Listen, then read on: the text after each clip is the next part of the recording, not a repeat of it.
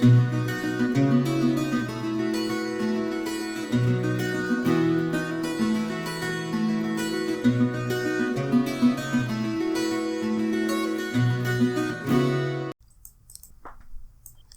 what is up mortals, it is JamesCfer here, and before we get into today's video, there's a few things I'd like to say. Firstly, I'd like to thank my supporters on Patreon. Their support means a lot to myself and others on this channel.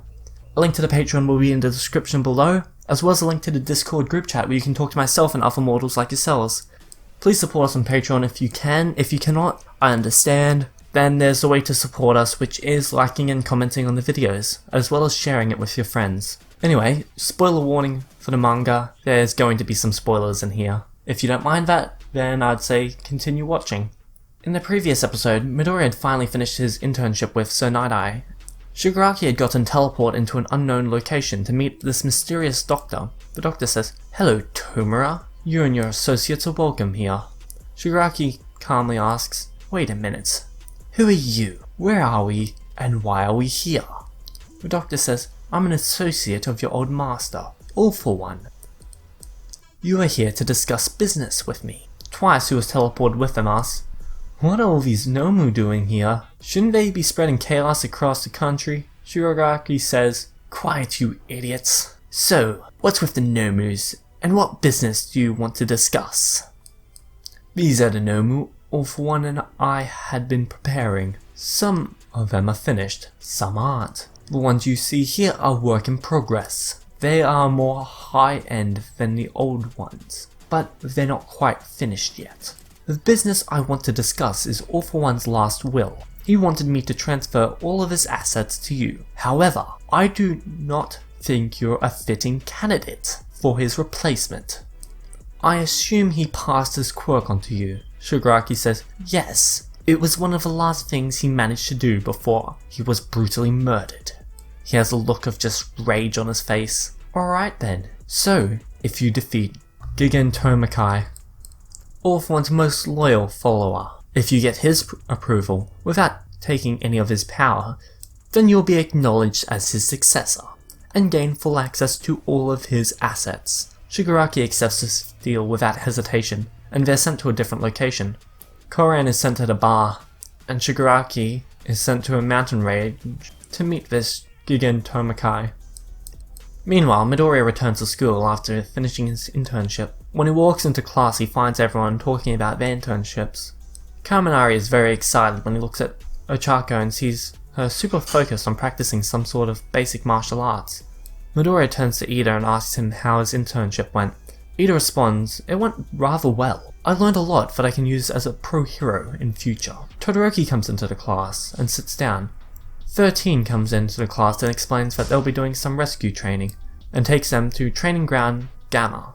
Once they arrive there, Sue asks, "So, why are we here? Shouldn't we be at the USJ instead?" 13 answers, "Usually yes, but we'll be practicing disaster rescue. We'll be practicing someone who is lost in an area." 13 then proceeds to explain the exercise. The first team to get into position is Midoriya, Sero, Ida, Ojiro, and Ashido. They get into position and the exercise starts. Midoriya starts moving around at 10%. He doesn't even require his prosthetic gear at the moment. His body's almost completely healed. Midoriya ups his percentage rate, and he takes into consideration his surrounding. He rather quickly arrives at 13, managing to beat Sero by quite a lot, finishing the exercise in about 12 seconds.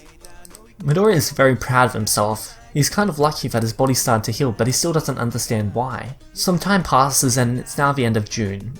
Everyone starts to worry about their final exams, but most of them are quickly calmed down when Yajirozu offers them that they can study at her place.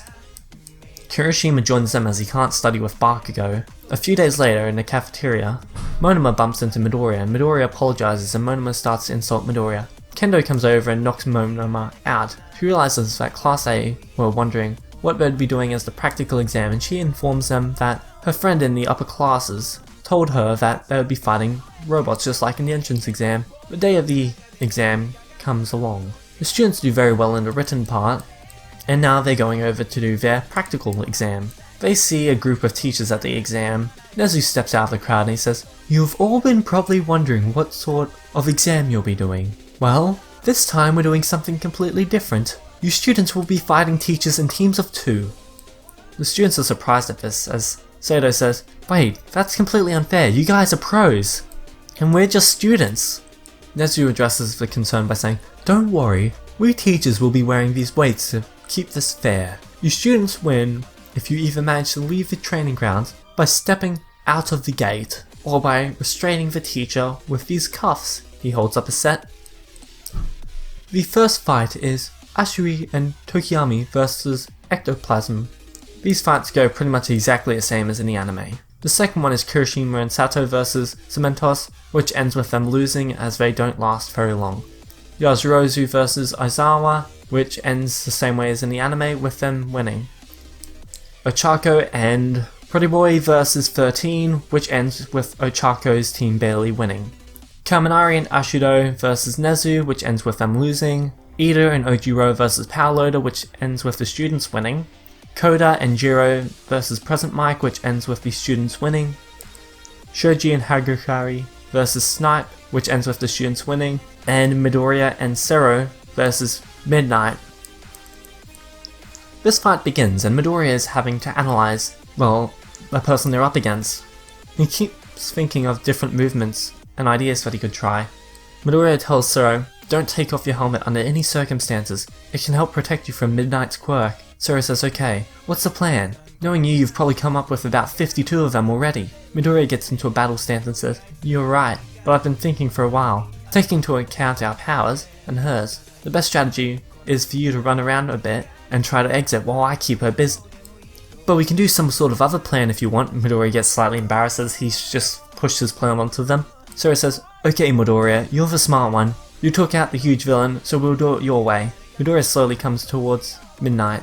Midoriya tells Sero to go. At the same time, Midoriya actually leaps at Midnight, attacking her with a kick.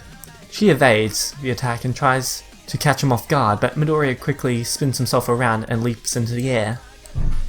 She flicks her whip at him and actually manages to take out his mask. Before it actually gets pulled away, Midoriya actually manages to grab the whip and pull the whip, which pulls him directly towards her. Midnight drops the whip and dodges. She gets behind Midoriya as he tries to put his mask back on, but she pulls it, causing Midoriya to have to hold his breath to not be knocked out. He leaps away to an area where the gas actually hasn't reached yet, and Midoriya can actually breathe. He then holds his breath again, jumping back towards Midnight, using a 40% Detroit Smash to try and knock all the gas away, which actually works quite well. He completely knocks away the gas and nearly knocks her out as she's slammed back into a rock. He then breathes and goes to kick her.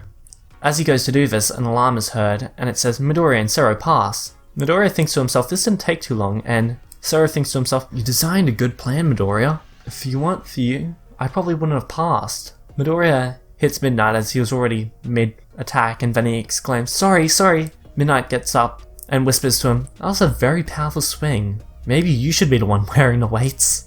Then she says out loud, don't worry about it, Midoriya. Midoriya sits down thinking, yes, the plan has worked, we finally pass. He stretches out a bit. A couple of hours later, Shinso and Bakugo walk towards the same facility. Bakugo is wearing the full suit that he submitted, but never actually got to wear, and Shinso is wearing the UA sports uniform with some sort of strange mask. He's also got some of Aizawa's binding cloth. Aizawa and Nezu, as well as a couple of others, are meeting at the facility waiting for them. As they approach Aizawa to ask them, are you ready for the exam? The two students look at Aizawa determined, and then they look at each other. They are ready. So, quick little bit of backstory. Since Mineta was actually expelled in this, there was room for Shinso to actually get transferred into the class. Because there was room for it, there was actually another exam slot that could be run, since Bakugo and Shinso both have to do their catch-up exams. Anyway, that's it for this video. Peace out, mortals, have an amazing day. Don't forget to rate, comment and subscribe, and if you cannot support us on Patreon, leave a like on the video, comment on the video, and make sure that you're subscribed. Anyway, that's it for this. Peace.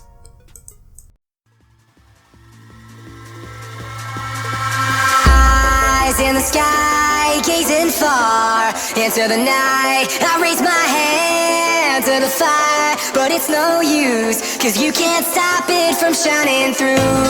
It's true, baby, let the light shine through. If you believe it's true, baby, won't you let the light.